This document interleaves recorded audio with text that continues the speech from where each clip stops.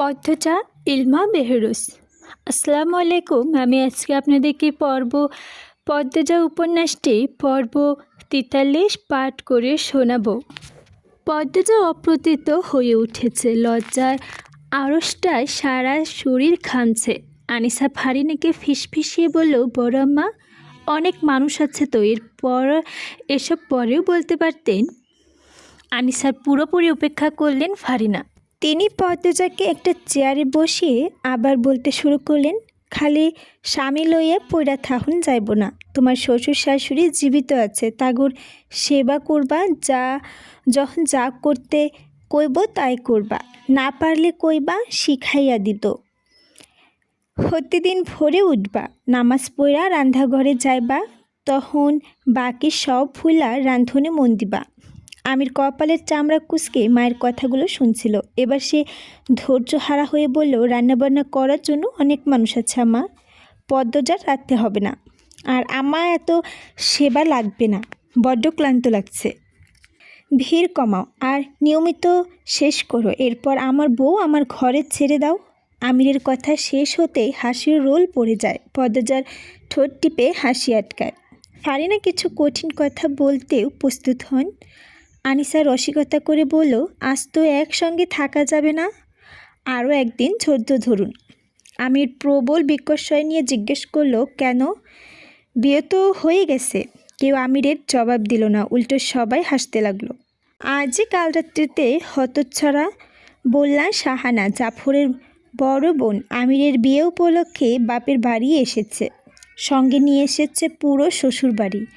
আমির শাহানাকে প্রশ্ন করলো, কাল রাত্রি তো হিন্দুদের নিয়ম, আমি মানি না, আমার বউ আমার ঘরে দিয়ে আসো।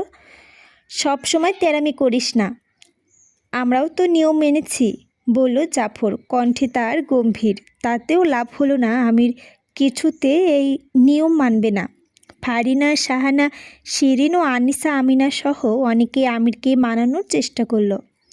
কারো কথায় আমিরের কর্ণগোচর হলো না। এর মধ্যে রিদওয়ান আমিরের সঙ্গে তাল দিতে গিয়ে বলল, কাল রাত্রি বাদ, এসব নিয়ম মেনে লাভটা হবে কি? যার বউ তার কাছে দিয়ে দাও। তুই চুপ থাক, আগুনে ঘি ডালবি না, বললেন আমিনা। রিদওয়ান চুপসে গেল, থামল না শুধু আমির, ফারিনাও জেদ ধরে বসে আছেন। তিনি আমির পদ্মজাকে আর কিছুতেই একসঙ্গে থাকতে দিবেন না। যেমন মা তেমন তার ছেলে। মজিদ হাওলাদার অনেকক্ষণ যাবৎ এসব দেখছেন। চেঁচামেচি আর নেওয়া যাচ্ছে না। এরপর ওপর থেকে নেমে আসেন। অন্দরমহলটি ৩ তলা নিয়ে তৈরি। ৩য় তলায় কেউ থাকেন না, শুধু ছাদ আছে, ঘর বানানো হয়নি। অসমাপ্ত ইটের পুরনো বাড়ির চিন্তাভাবনা চলছে ৩য় তলাটা থাকার জন্য উপযুক্ত করার। মজিদকে দেখে সবাই থমকে গেল।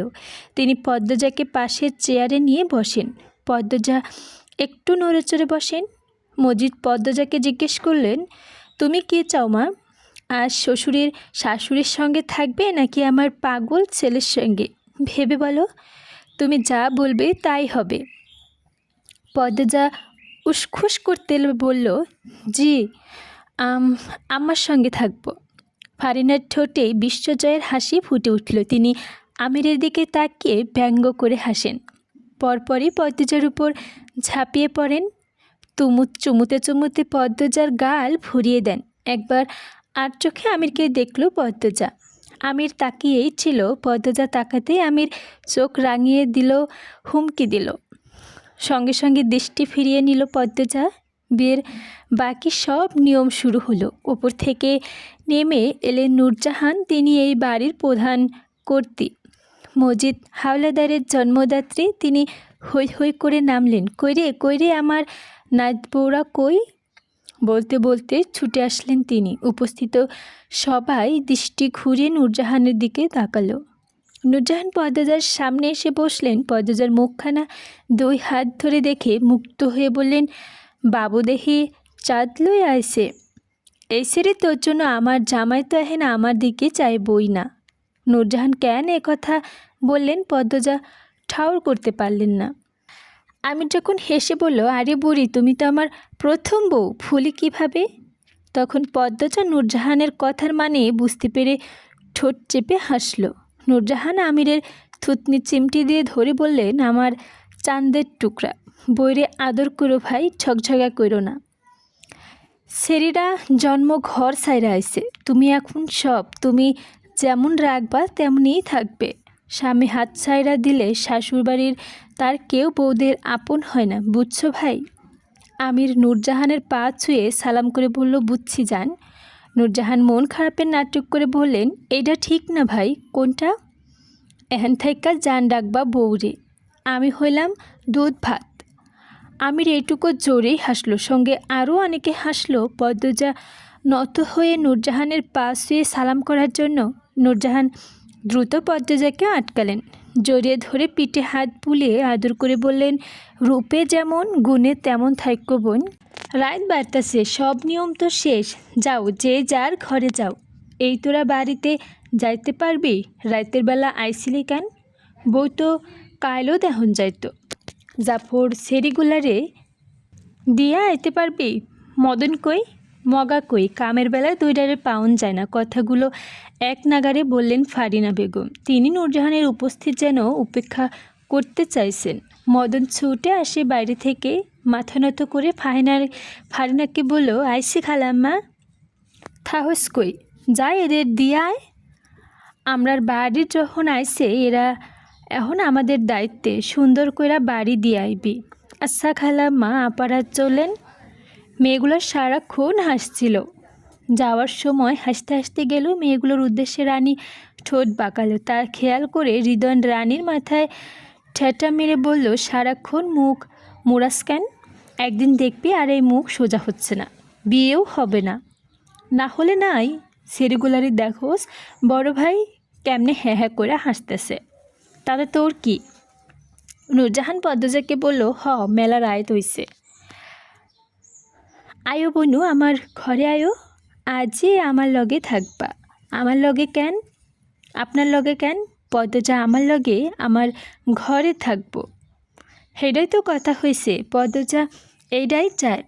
দেহ বউ, তর্ক কইরো না। নায়ত বউ আমার পছন্দ হয়েছে, আমি আমার লগে রাখবো। এই পদ্ম, তুমি কার লগে থাকবা? ফারিনা কিচ্ছিত রাগান্বিত স্বরে প্রশ্ন করলেন। পদ্মজার অবস্থা দরজার চাপায় পড়ার মতো। এ কোন জগতে এসে পড়ল সে? পদ্মজার গোপনে ঢোক গিলল। নূরজাহান আমিরকে আদেশ করলেন, খাড়াই রইছস কেন? বোরে কোলে লয়ে আমার ঘরে দিয়া যা। আমির পদ্মজাকে কোলে তুলে গেলেন। ফারিনা বললেন, বাবু, আমি তোর মা, তোর জন্ম দিছি আমি। আমার কথাই শেষ। আমার স্যারার বউ আমার ঘরে থাকবো। আমার কথা অমান্য করলে জান্নাত পাইবি না। নূরজাহান পদ্মজাকে উদ্দেশ্য করে বললেন, দেখছো নি বনু, এমন কইলা বড় বউকে ঘরে রাখে। আমি মানুষ ভালো বইলা এই বউরে বাইর কইরা দেই নাই। সহ্য কইরা কইরা এখন মরার পথে আছি। তোমাদের কারোর সঙ্গে থাকতে হবে না, আমার বউ আমার ঘরে চলুক, বলল আমির। কণ্ঠে তার খুশির মেলা। সুযোগ বুঝে নিজের জিনিস নিজে বুঝে নিতে চাইছে। তীক্ষ্ণ দৃষ্টি নিয়ে আমিরের দিকে তাকিয়ে নূরজাহানকে বললেন, আপনার ঘরে লইয়া যান। ফারিনার কথা শুনে আমিরের মুখটা ফাটা বেলুনের মতো চুপসে যায়। নূরজাহান বিজয়ের হাসি হেসে বললেন, ভাই, ভোরে কোলে লইয়া আও আমার ঘরে। পদ্মজা দ্রুত মিনমিনিয়ে বলল, আমি হেঁটে যেতে পারবো। আচ্ছা, তাইলে হাঁটো। ধরো, আমার হাত ধরো। নূরজাহান হাত বাড়িয়ে দেন। পদ্মজা নূরজাহানকে হাত শক্ত করে ধরে মৃদু করে হাসলো। তাদের পিছু নিল আমির। সে দাদির ঘর অবধি যাবে। পদ্মজাকে তার মোটেও ছাড়তে ইচ্ছে করছে না। নূরজাহানের ঘরে যাওয়ার পথে পদ্মজার কান্নার সুর পেল। সে কাঁদছে, কি করুণ কান্নার শব্দ। এদিক ওদিক দৃষ্টি মেলায় তাকালো সে। আর একটু এগোতে খুব কাছে জোরে একটা আওয়াজ হলো। কেঁপে উঠে দ্রুত সেদিকে তাকালো পদ্মজা। মাত্র 2 হাত দূরে একটা দরজা। ভেতরে থেকে কেউ দরজা ধাকাচ্ছে আর কাঁদছে। পদ্মজাকে ভয় পেতে দেখে আমির বলল, ভয় পাচ্ছ? পদ্মজা ভয়ে ভরা ব্যথিত কণ্ঠে বলল, ওখানে কে? এভাবে কাঁদছে কেন? দরজা খুলে দিন না। তার কথায় আমির বা নূরজাহান কারো কোনো ভাবান্তর হলো না। পদ্মজাকে দিয়ে পাশ কেটে চলে গেলেন। নূরজাহান শক্ত শক্ত করে পদ্মজার হাত চেপে ধরে ক্ষীণ স্বরে বললেন, গড়ে হো, পরে কইতাছি। কান্নার শব্দ ধীরে ধীরে কমে যাচ্ছে। নূরজাহান পদ্মজাকে নিয়ে নিজের ঘরে প্রবেশ করলেন। আমির চেয়ার টেনে বসার জন্য প্রস্তুত হতেই নূরজাহান হৈ হৈ করে উঠলেন, তুমি বইতাছো কেন? আমির হসকছিয়ে গিয়ে বলল, মানে বইয়ের ধারে এখন থাহন যাইব না। আজ কাল রাত্রি, মুসলমানদের কাল রাত্রি পালন করতে নেই, গুনাগার হবেন, বলল পদ্মজা। তার মাথা নত। প্রথম দিন এসে কথা বলা ঠিক হলো না কি ভাবছে। মুখের উপর কথা শুনে নূরজাহান কড়া চোখে তাকালেন। পদ্মজা দেখার আগেই কয়েক সেকেন্ডের মধ্যে চোখের দৃষ্টি শীতল রূপে নিয়ে এলেন। পদ্মজাকে প্রশ্ন করলেন, গ্যারামের রেওয়াজ ফালাইয়া দেওন যাইব? নূরজাহানের কণ্ঠ স্বাভাবিক। পদ্মজা নির্ভয়ে চোখ তুলে তাকালো, বলল, যা পাপ তা করতে নেই দাদু। জেনে শুনে ভুল রেওয়াজ সারা জীবন টেনে নেওয়া উচিত না। আমার কথা শুনে রাগ করবেন না। তুমি কি আজই জামাইয়ের লগে থাকতে চাইতেছ? নূরজাহানের কণ্ঠ গম্ভীর। এমন প্রশ্নে পদ্মজা লজ্জায় আরক্ত হয়ে ওঠে। আমতা আমতা করে বলল, না, তেমন কিছু না। পদ্মজা আর চোখে আমিরকে দেখে আবার চোখের দৃষ্টি নত করে ফেলল। আমির নূরজাহানকে জড়িয়ে ধরে বলল, আমি যাচ্ছি বুড়ি। এরপর পদ্মজার দিকে তাকিয়ে হাত নেড়ে কোমল কণ্ঠে বিদায় জানালো, আল্লাহ হাফিজ পদ্মবতী। পদ্মজা নতজানু অবস্থায় মাথা নাড়াল।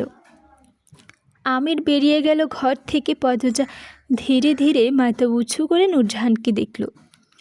ঢোক গিলে বলল, রাগ করছেন দাদু? নূরজাহান হাসছেন। পদ্মজার এক হাত ধরে বিছানার কাছে নিয়ে বললেন, আমার বইনি তো ঠিক কথাই কইছে, গুসা করতাম ক্যারে। পদ্মজার স্বস্তি নিঃশ্বাস নিল। নূরজাহান বললেন, তুমি বও, আমি লতুরে ভাত দেওয়ানের কথা কইয়া আইতাছি। আমি খেয়েছি দাদু, তখন খাওয়ালেন আম্মা। ব্যাগটা কই? শাড়ি খুললা আর একটা পরো, সিঁদুর রঙের অডা পরবা।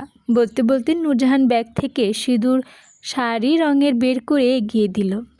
পদ্মজা হাত বাড়িয়ে শাড়িটা নিল। জানতে চাইল, কোথায় পাল্টাবো? খাড়াও, দরজা লাগাইয়া দাও, ঘরে পাল্টাও। আমারে শর্মায়ও না বোন, তোমারও যা আমারও তা। পদ্মজা শাড়ি হাতে নিয়ে চারপাশে চোখ বুলিয়ে শাড়ি পাল্টানোর মতো উপযুক্ত জায়গা খুঁজতে থাকলো। পালঙ্কের পেছনে চোখ পড়ায় সেই দিকে গিয়ে শাড়ি পাল্টে নিল। এরপর নূরজাহানকে উদ্দেশ্যে প্রশ্ন ছুড়ল, দাদু তখন কাঁদছিল কে? নূরজাহান বিছানায় বসতে বসতে জবাব দিলেন, আমার খলিলের বড় স্যারার বউ। পদ্মজা 2 কদম এগিয়ে আসে। অগ্রহ ভরে জানতে চায়, কেন কাঁদছিল? ওনাকে কি ঘরে আটকে রাখা হয়েছে? বউ, আমার দ্বারে বউ। পদ্মজা নূরজাহানের সামনে ঝুঁকে বসেন। নূরজাহান বললেন, তোমার চাচা হউর শ্বশুর বড় স্যারার বউ রূপার গত বৈশাখে আকস্মিক মাথা খারাপ হয়ে যায়। এরে ওরে মারতে আহে, কেউরে চিনে না, নিজের স্বামীকেও চিনে না। আলমগীর তো এখন ঢাকাতে থাকে, আমির তো গ্রামে আইসে অনেক দিন হইল। আলমগীর শহরে আমিরের কামড়া করতেছে। এর লাগাই তো আলমগীর বেয়াতে আইছিল না। রুম্পা তোমার হৌরের দা নিয়া মারতে গেছিল, এজন্য আমরা ঘরে আটকে রাখেন ওনাকে। হুট করে কেন এমন হলেন? পদ্মজা আটকে উঠে জিজ্ঞেস করলেন। নূরজাহান এদিক ওদিক তাকিয়ে কী যেন দেখলেন। এরপর সতর্কতার সঙ্গে ফিসফিসিয়ে বললেন, বাড়ির পিছে বড় জংলা আছে, দোষীর জায়গা ভুলেও ওইখানে যায়ও না। রুম্পা শনিবার ভর দুপুরে গেছিল, ওর পরের দিন জ্বর উঠে আর এমন পাগল হইয়া যায়। এগুলা তেনাদের কাজ, রাতে নাম লওন নাই। তুমি মার্শালা চাঁদের টুকরা, ভুলে ওইদিকে যায়ও না, ক্ষতি হইব। নূরজাহানের কথাগুলো শুনে পদ্মজার গায়ের পশম দাঁড়িয়ে যায়। মনে মনে ভাবে, অবিশ্বাস্য, ভয় পেয়েও কারো মাথা খারাপ হয়ে যায়। পদ্মজা উৎখুশ হয়ে জিজ্ঞেস করলো, ওনাকে ডাক্তার দেখানো হয়েছে? দেহানি হয়েছে, শহরে 2 বার লইয়া গেছে, কবিরাজ আইলো, কেউ ভালো কইরা দিতে পারে নাই। আচ্ছা, এসব কথা বাদ দেওয়া হন, এই বাড়িতে যখন বউ হইয়া আইসো সবই জানবা, খালি বাইরে কইও না এই খবর, গ্রামের কেউ জানে না। রায় তাইসে ঘুমাও। নূরজাহান শুনে শুতে শুতে বললেন, হুনো জামাইয়ের কাছে কইলাম যাইবা না। না না যাব না। বুঝলা বোন, তোমার দাদা হৌরের বিয়ের প্রথম রাইতে লুকায়া আমার তুইলা নিজের ঘরে লইয়া গেছিল। আদর সোহাগ কইরা ভোর রাতে পাঠাইয়া দিছিল। আমি শুরু আসিলাম, তাই ডরে লজ্জায় গলা শুকাইয়া গেছিল। বলতে বলতে নূরজাহান জোরে হেসে উঠল। পদ্মজা মৃদু করে হেসে বললেন। নূরজাহান ডান দিকে কাত হয়ে শুয়ে পড়েন। পদ্মজা ধীরে ধীরে এক কোণে কাচুমাচু হয়ে শুয়ে পড়ে। কি অদ্ভুত সব! সাধারণ বিয়েতে রাতে নতুন বউরা ঘুমানোর সুযোগ পায় না, জামাইয়ের বাড়ির মানুষের সারাক্ষণ ঘেঁষে থাকে। পদ্মজা দীর্ঘশ্বাস ছাড়ল। হারিকেনের আগুন নিভু নিভু করে জ্বলছে। নিভে ছাপে যেরকম মুহূর্ত কেটে গেল অনেকক্ষণ। ঘুম আসছে না। দেহ এক তীব্র অনুভূতিতে ছেয়ে যাচ্ছে। আচমকা পদ্মজার ভ্রু কুঁচকে ফেলে। কান খাড়া করে ভালো করে স্পষ্ট শুনতে পাচ্ছে সে। ধরফড়িয়ে উঠে বসে। সঙ্গে সঙ্গে নূরজাহান পদ্মজার দিকে ফেরেন, জানতে চান, ডরাইতাছ? উনি আবার কাঁদছেন। সারা বেলায় কান্দে, এসবের কান দিও না, ঘুমাইয়া পড়ো। পদ্মজা উসখুস করতে করতে শুয়ে পড়ল। নিভে গেল হারিকেন। নূরজাহান নাক ডাকতেছে। ঘুমিয়ে পড়েছেন। নাক ডাকার তীব্রতা অনেক, যা পদ্মজার বিরক্তি বাড়িয়ে তুলেছে। পদ্মজা ঘুমানোর চেষ্টা করলো। হাজার ভাবনার ভিড়ে একসময় ঘুমিয়ে পড়ল। শেষ রাত্রে ঘুমের ঘোরে অনুভব করে হাঁটুতে কারো হাতের ছোঁয়া। পদ্মজা চটজলদি চোখ খুলে বলল, মুখের সামনে কেউ ঝুঁকে রয়েছে। পদ্মজা ধরফড়িয়ে উঠে চিৎকার করে উঠল, কে? সঙ্গে সঙ্গে পুরো সবাইটি ছুটে বেরিয়ে যায়। পদ্মজার শরীর কাঁপছে, শরীর বেয়ে ছুটছে ঘাম। ভয়ে ঠোঁট শুকিয়ে গেছে। সে নূরজাহানকে ভয়াত্মক স্বরে ডাকলো, দাদু দাদু। নূরজাহান একটু নড়ে আবার ঘুমিয়ে পড়লেন। পদ্মজা আর ডাকল না। সে ঘন ঘন নিঃশ্বাস নিয়ে নিজেকে সামলানোর চেষ্টা করল। চোখের দৃষ্টি দরজার বাইরে। দরজা তো লাগানো ছিল, বাইরে থেকে কেউ কিভাবে ঢুকলো? নাকি এর মাঝে দাদু টয়লেটে গিয়েছিলেন? পদ্মজার বুক হাঁপারের মতো উঠানামা করছে। সে জিহ্বা দিয়ে ঠোঁট শুকনোকে ভিজে নিল। একটু ভয় করছে। কে এসেছিল? এভাবে গায়ে হাত দিচ্ছিল কেন? পদ্মজার চোখ মুখ খিচে সি ভুলে আগন্তুকের প্রতি ঘৃণা প্রকাশ করে।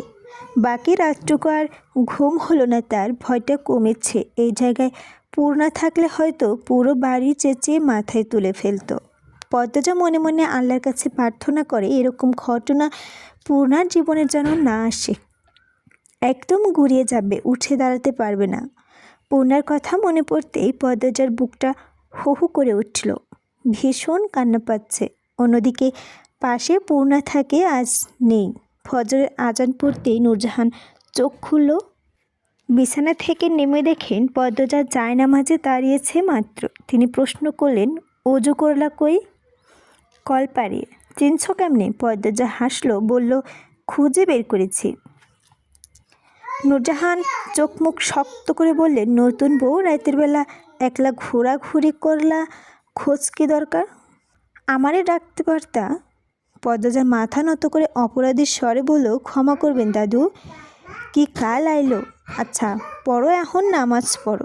পদ্মজার চারপাশে মানুষ কিচকিচ করছে। রাতে ঘুম হয়নি। পরনে ভারী শাড়ি, গহনা, এত মানুষ চারদিকে, সব মিলে পদ্মজার নাজেহাল অবস্থা। মাথা নত করে বসে আছে সে। আপা।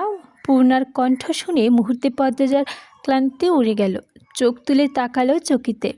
পূর্ণা প্রেমাপান্ত ঝাঁপিয়ে পড়ল পদ্মজার উপর। পূর্ণা আওয়াজ করে কেঁদে উঠে বলল, রাতে আমার ঘুম হয়নি আপা। পদ্মজা গলা জ্বলছে। প্রেমা পূর্ণাকে প্রান্তে দুই হাতে জড়িয়ে ধরে চাপা কণ্ঠে বলল, আমারও ঘুম হয়নি বোন। আপা বাড়ি চল। পেছন থেকে লাবণ্য বলল, কাল যাইব, আজ না। এখন পদ্মজা আমার বাড়ির সিঁড়ি। সে পদ্মজার জন্য খাবার নিয়ে এসেছে। পূর্ণার রাগ নিয়ে বলল, আমার বোন, আমি নিয়ে যাব। আমাদের আপা, আমরা নিয়ে যেতে এসেছি, বলল প্রান্ত। রানী পান্তুর কান টেনে ধরে বলল, পেকে গেছিস তাই না? উহ, সারো রানী আপা, ব্যথা পাচ্ছি। ওরে মা, তুই শুদ্ধ ভাষা কইতে পারছস? রানী অবাক হয়ে জানতে চাইল। প্রান্ত অভিজ্ঞতাদের মতো হেসে ইংরেজি বলল, ইয়েস। যারা যারা প্রান্তকে চিনে সবার চোখ কোটর থেকে বেরিয়ে আসতে চাইল। প্রান্ত ইংরেজি বলেননি, যেই মাত্র এখানে বজ্রপাত ঘটালো। রানীর চোখ মুখে বিস্ময়কর রেখে বলল, এটা মুন্না না অন্য কেউ? আমি মুন্না না, আমি প্রান্ত, প্রান্ত মোড়ল। প্রান্তের বলার ভঙ্গি দেখে সবাই হেসে উঠল। পদ্মজা হাসতে হাসতে রানীকে বলল, প্রান্ত অনেকগুলো ইংরেজি শব্দ শিখেছে। বউ মানুষ কেমনে দাঁত বাই করে হাসতেছে দেখছ? বেহায়া বউ সারা। কথাটা দরজার পাশ থেকে কেউ বলল। অন্য কেউ শুনেছে না পেলেও পদ্মজা শুনতে পেল। সে সেদিকেই তাকালো। অল্প বয়সী দুজন মহিলা এমনভাবে তাকিয়ে আছে যেন পদ্মজার চোখ দিয়ে গিলে খাবে। তাদেরকে উদ্দেশ্য করে কেবল হাসলো পদ্মজা। পদ্মজার হাসি দেখে থম খেয়ে গেল মহিলা দুজন। একে অন্যের দিকে চাওয়াচাই করে আবার পদ্মজার দিকে তাকালো। পদ্মজা ততক্ষণে চোখ সরিয়ে নিয়েছে। অতিথি আপ্যায়নে চলছে ধুমধামে। রমেশ আলী, কামরুল, রজব সবাই উপস্থিত হয়েছে। খাওয়ার শেষে তারা আড্ডা শুরু করে দিয়েছে। রমেশ বললেন, মঞ্জুর ছেড়ে জলিল, সঈদ এরা কি আইছে? কামরুল দাঁতের ফাঁক থেকে যত্ন করে গরুর মাংস বের করে উত্তর দিলেন, না, আহে নাই। সেদিন সঈদ বাপের কাছে গেছিল, কেড়ে গেছিল। সঈদের যাতে মাতব্বর হাত থাইকা বাঁচাইয়া দেয়। হেরে যখন কয়া হে আসে কোনখানে কয়দিন পর পরই তো উধাও হইয়া যায়। এখন স্যারারে দায় দায়িত্ব লইয়া বুঝলা। আমরা যখন 10 বছর তখন খেতে কাজ করতে যাইতাম। কামরুলের কথার উদ্দেশ্য করে রমেশ অন্য প্রসঙ্গ তুললেন। ক্ষমতা যার বেশি হ্যার সুখ বেশি। আমার মাইয়াটা নির্দোষা ছিল, তবু কেমনটা করছিলা সবাই। আজ মাতব্বর স্যারা বলে কিচ্ছু হইল না, বদলা আমার বিয়ে খাইতে আইসি। রমেশের অসহায় মুখখানা দেখে কামরুল, রজব, মালিক হো হো করে হেসে উঠলেন। রমেশের দৃষ্টি অস্থির। পেট ভরে খাওয়ানোর লোভ এসেছে সে, নয়তো আসার এক ফোঁটা ইচ্ছেও ছিল না। পদ্মজা কিছুতেই খেতে পারছে না, অথচ পেট চোচো করছে ক্ষুধায়। চোখের সামনে এত মানুষ থাকলে কি খাওয়া যায়? পূর্ণা ব্যাপারটা ধরতে পেরে লাবণ্যকে বলল, লাবণ্য, সবাইকে বেরিয়ে যেতে বলো বটে। তবে কেউ বা তার কথা গ্রাহ্য করল না। তাই সে ফারিনা বেগমকে নিয়ে এলো। ফারিনা বেগম সবাইকে বের করে দরজা ভেজিয়ে দিলেন। ঘরে শুধু রানী, লাবণ্য, পদ্মজা আর পূর্ণা, প্রেমা এবং প্রান্ত। খাওয়ার জন্য প্রান্ত প্রস্তুত হলো। পদ্মজা, পূর্ণা উচ্ছ্বাস নিয়ে বলল, আপা আমি খাইয়ে দিই। পদ্মজা মায়াময় দৃষ্টি নিয়ে তাকালো। ঠোঁটে ফুটে মিষ্টির হাসি। পূর্ণা অনুমতি অপেক্ষা না করে বাড়িয়ে দিল এক লোকমা ভাত। ছলছল করে উঠল পদ্মজার দুই চোখ। পূর্ণা কখনো খাইয়ে দেয়নি, এই প্রথম খাওয়াতে চাইছে। হাঁ করলো পদ্মজা। লাবণ্য হেসে বলল, আমার এমন একটা বোন যদি থাকতো। আমি তোর বোন না? বলল রানী। লাবণ্য চোখ মুখ শক্ত করে বলল, জীবনে খাইয়া দিছোস? আমার বোন কইতে আইসোস যে? তুই খাইয়া দিছোস? পূর্ণা তো ছুটু, তুই তো ছুটু। আগে পদ্মজা খাওয়াইছে, এরপর পূর্ণা। আচ্ছা ভাত লই আয়, খাওয়াইয়া দিমু। রানী বলল, এখন পেট ভরা? হয়, এখন তো পেট ভরাই থাকবো, নাক মাথা সবই ভরা থাকবো। দুই বোনের ঝগড়া দেখে পূর্ণা, পদ্মজা হাসলো। কি মিষ্টি দুজন, ঝগড়াতেও ভালোবাসা রয়েছে। লাবণ্যের চেয়ে রানী বেশি সুন্দর। তবে গতকাল যে কি রাগটাই না দেখালো। ঘরে ঢুকলো আমিরকে দেখেই পদ্মজা সংকুচিত হয়ে গেল। রানী প্রশ্ন করলো, এইখানে কি দাদা ভাই? পদ্মজাকে নিয়ে যেতে হবে। ও খাচ্ছে। আচ্ছা, খাওয়া শেষ হলেই নিয়ে যাব। বলতে বলতে আমির পদ্মজার সামনে বসলো। লাবণ্য জিজ্ঞেস করলো, কই নিয়ে যাবা? আম্মার ঘরে। কেন? আম্মা বলছে নিয়ে যেতে। আম্মা একটু আগেই দেখা গেল। আমির হসকচিয়ে গেল। আমতা আমতা করে বলল, ও তাই নাকি? রানীর তীক্ষ্ণ দৃষ্টিতে আমিরকে পরখ করে নিল। দা ভাই, মিথ্যা বলছো কেন? মিথ্যা আমি? অসম্ভব। আম্মা না দাদু বলছে নিয়ে যেতে। এই তোরা যা তো, তোদের বান্ধবী আসছে, যা। হুদাই ঘ্যান ঘ্যান করিস শুধু। লাবণ্য কথা বাড়াতে চাচ্ছিল। রানী টেনে নিয়ে যায়। প্রেমা পান্থ বেরিয়ে যায়। তারা বাড়ি থেকে পরিকল্পনা করে এসেছে একসঙ্গে পুরো হালদার বাড়ি ঘুরে বেড়াবে। পূর্ণা খাইয়ে দিচ্ছে। পদ্মজা আমিরের উপস্থিতিতে বিব্রত হয়ে উঠেছে। খাবার চিবোতে পারছে না। আমির পদ্মজাকে বলল, বড় ভাবি কাল রাত্রে নাকি ঘুমাওনি? না, হ্যাঁ, আসলে ঘুম আসেনি। ঘুমাবে এখন? না না, এখন বলছেন বাড়ি ভর্তি মানুষ। আমিরের চোখের দিকে তাকালো, বলল পদ্মজা। আমিরের পলকহীন দৃষ্টিতে চোখ নামিয়ে নিল। আমির বলল, আচ্ছা খাও, আমি আসছি। আপনি কি রাতে দাদুর সঙ্গে ঘরে এসেছিলেন? আমির চলে যাওয়ার জন্য দাঁড়িয়েছিল। এই কথা শুনে চমকে তাকালো। পদ্মজার দিকে ঝুঁকে জানতে চাইল, কেন? কেউ কি তোমার ঘরে এসেছিল? আমিরের মন ছটফটানি দেখে পদ্মজা খুব অবাক হলো। সে অবাক চোখে তাকিয়ে থেকে বলল, হ্যাঁ এসেছিল শেষ রাতে। আচ্ছা, বলে হতদস্ত হয়ে বেরিয়ে গেল আমির। পদ্মজা পেছনে তাকালো। শুনল না আমির। হুট করে লোকটা পরিবর্তন পদ্মজাকে ভাবাতে লাগলো। নূরজাহান অসন্তুষ্টি ভাব নিয়ে ঘর থেকে বেরিয়ে যান। পদ্মজার দু চোখ ছলছল করে ওঠে। যখন টের পেল এক্ষুনি কেঁদে দিবে, দ্রুত ডান হাতের উল্টো পাশ দিয়ে চোখে জল মুছে ফেলল। পদ্মজাকে কাতান শাড়ি পরানো হয়েছে। বৌভাতের অনুষ্ঠান চলছে। সে এক বিশাল আয়োজন। বিয়ের চেয়েও বড় করে বৌভাতের অনুষ্ঠান হচ্ছে। অলন্দপুরের বাইরে থেকে মানুষ আসছে পদ্মজাকে দেখার জন্য। আটপাড়ায় প্রতি ঘরে মানুষ তো আছেই। পদ্মজার চারপাশে মানুষ